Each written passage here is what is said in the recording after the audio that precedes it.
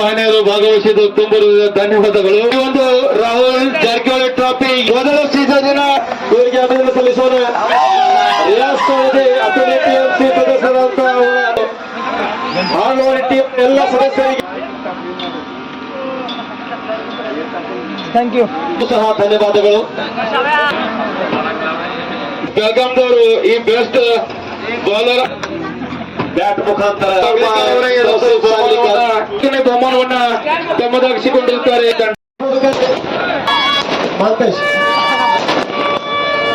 ಅಮೀರ್ ಅನ್ಸಾರಿ ಅವರು ಕೂಡ ಕೇಳ್ಕೊತಾ ಇದ್ದೇನೆ, ಅವರು ಈ ಮೈದಾನದಲ್ಲ ವೀಕ್ಷಕರು ಹತ್ತನೇ ಮುಂಭಾಗದಲ್ಲಿ ಬರಬೇಕು.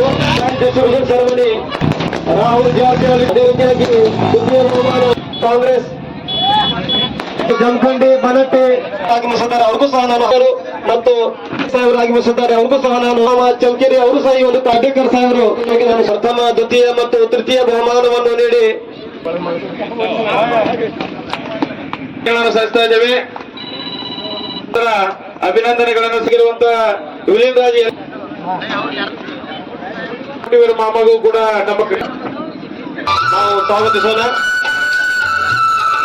ಯುವಕರಿಗೆ ನಾವು ಕರ್ನಾಟಕದಲ್ಲಿ ಹೌದು ಉದಯ ಖ್ಯಾತಿ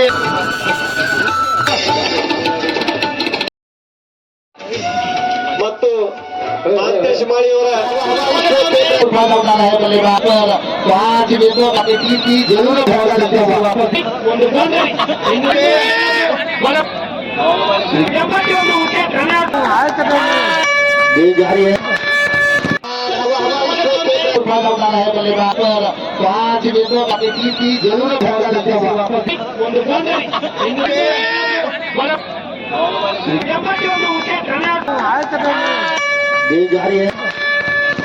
ಆಗಿದೆ. ತೃತೀಯ ಬಹುಮಾನವನ್ನು ತುಳಜಾಪುರ ತಂಡವನ್ನು ಆಗಿದೆ. ಚತುರ್ಥ ಬಹುಮಾನವನ್ನು ಕವಟೆ ಮಕ್ಕಳನ್ನು ವಿಜಯಶಾಲಿ ಆಗಿದೆ.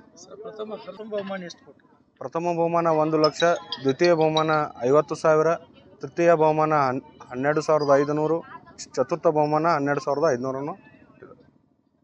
ಸಾಂಗ್ಲಿಕರ್ ಅವರು ರಾಹುಲ್ ಅಣ್ಣ ಜಾರಕಿಹೊಳಿ ಅನ್ನುವಂತ ಒಂದು ಟ್ರೋಫಿಯನ್ನ ಮೊಟ್ಟ ಮೊದಲು ಮಾಡಿ ಇವತ್ತು ಸುಮಾರು 5 ದಿನಗಳವರೆಗೆ ಕಾರ್ಯಕ್ರಮ ಟೂರ್ನಾಮೆಂಟ್ಗಳು ಬಹಳಷ್ಟು ಯಶಸ್ವಿಯಾಗಿ ನಡೆದಾವ.